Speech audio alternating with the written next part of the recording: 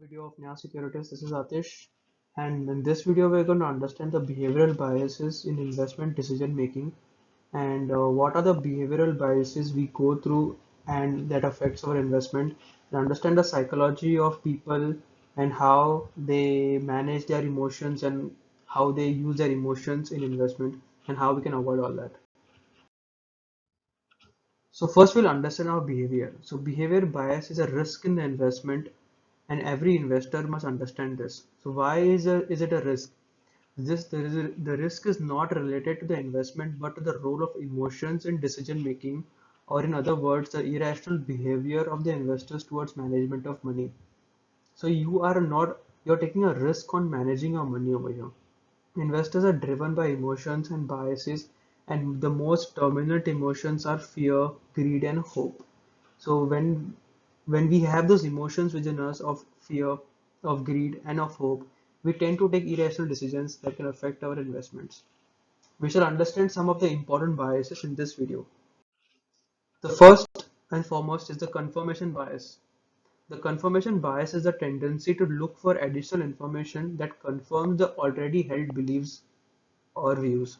So here what you do is you first fix your view, and then depending to support your view, you are finding information that is relevant to your view. So the investors decide first and then look for data to support them, not the other way around. Usually we should take all the data available and then make a view, but we take the view first because we are falling prey for the confirmation bias. The investors turn to miss out on many risks. What if you have a confirmation bias that the market is going to go 5% up, and just because you have taken that decision, you are finding news articles that are saying that there's a good result coming from different companies.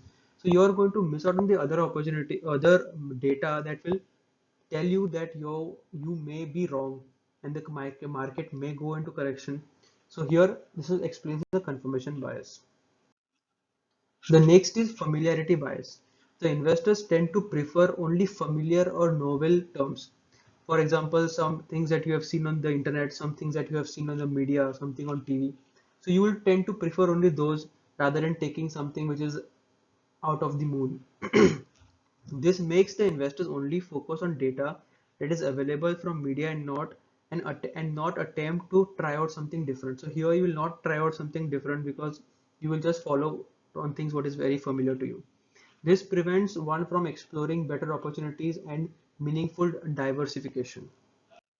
The next is herd mentality. We see herd mentality not just in investment, but in major sectors of life.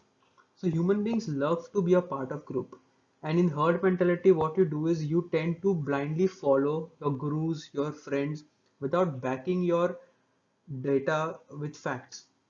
So here, if you see a particular group of people, a particular group of investors are investing into a banking sector, you will also blindly invest into banking just because the majority is investing. So this is the herd mentality, and you should be careful of this type of behavioral biases.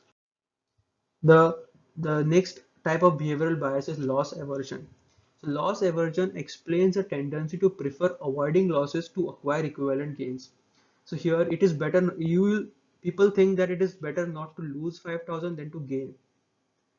In this scenario, what happens is that you will be very sad if you lose 5,000, but you will not be happy when you will gain 5,000. So here this is called loss aversion. So because of this, you will often skip the market risk. You will never go in the market to take high risks, and you could miss on many opportunities. So you should be crystal clear. You should suppose if you are having a sad loss, sad profit, your psychology should be intact. You should not be biased on when you're making a loss, you will be very upset. When you're making the same amount of profit, you will not be very happy. This should not be the psychology of a investor. The next is overconfidence. This bias refers to person's overconfidence in one's ability or judgment. So since in the last 5 trading sessions you have made consistently profit, you have made a strategy, you have made a discipline, you have followed it for the last 5 trading, and you have made a profit. Now what happens is you will become overconfident. You will be like, let me increase my lot size, let me not put a stop loss. Here you are becoming overconfident.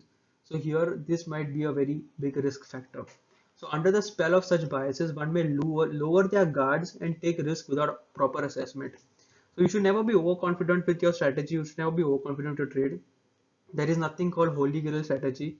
There should always be your plans should always be first, and then the profit. The next is a recency bias. The impact of recent event on decision making can be very strong. This applies to positive and negative situations. So here what you'll do is whatever has happened in the recent past, or if you tend to try to repeat the history. So here you're expecting to extrapolate the events into the future by expecting a repeat. So suppose if there was a fall in 2008 because of the Lehman Brothers collapse, so you will expect a similar type of pattern to be happening, repeating in the coronavirus. But 2008 is a different era, 2020 is a different era, and this is something which we don't take into consideration, and because of this we go under recency bias. So this was a short video explaining the different behavioral bias the investors go through in their investing cycle. And it is very common that we human beings as are very emotional. We have different feelings, we have different perceptions toward profit and loss. And over time, we should try to overcome that. And we should strive to be better investors and not let the emotions drive our investing. So this was a short video. I hope you really enjoyed it. If you liked it, then give this video a thumbs up. Also subscribe to this channel for more videos like this. And thank you for watching.